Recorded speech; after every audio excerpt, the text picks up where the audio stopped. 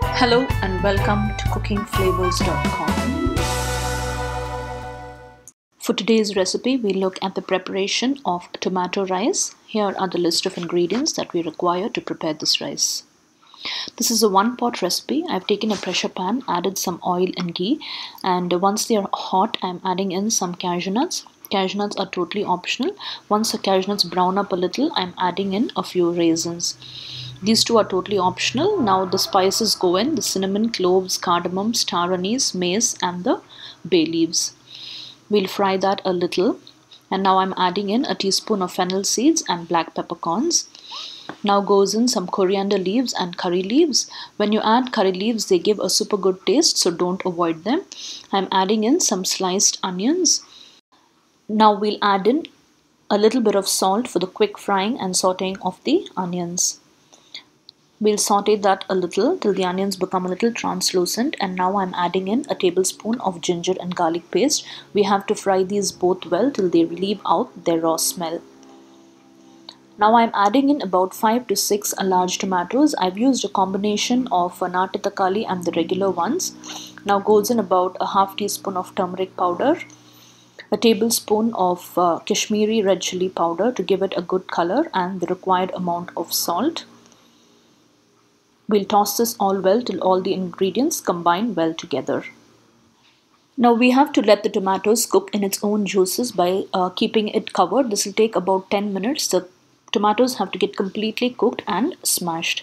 Now it's been around 8 to 9 minutes. You can see the tomatoes have given out their total juice and they are cooking in their own juices. Now I'm smashing down the tomatoes a little.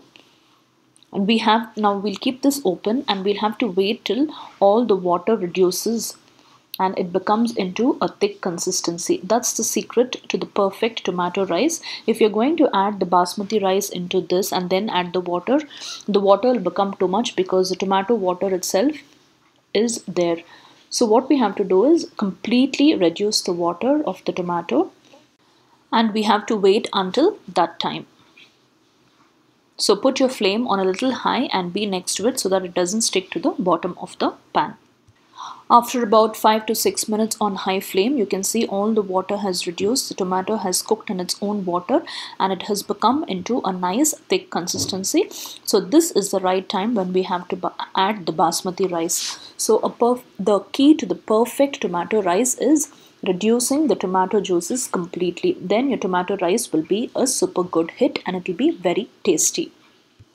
Now I'm adding about 2.5 cups of basmati rice. I already soaked it in water for about half an hour. I washed it once and soaked it in the same water in which I will be cooking. So for 2.5 cups of basmati rice, the calculation of water is 3 3/4 cups of water, but I'm only adding 3.5 cups of water today because the tomatoes will still have a little bit of juice left, so that will be perfect for the basmati rice to cook. So for every 1 cup of basmati rice, it's 1.5 cups of water. So adjust water according to the quantity of rice that you're taking. Now we'll mix this all very gently so that the grains of rice do not break. We'll mix it till all the ingredients combine well. Now I'm adding in the required amount of water, the same water in which I soaked the basmati rice.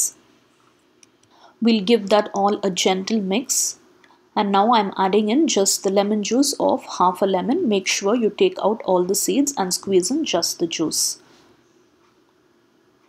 Now we'll add in the required amount of salt. So this is the final stage in which you'll be adding the salt. So taste this water. The salt should be a little sharp on your tongue. Only then after the rice is cooked, it will be perfect. So take care while adding salt.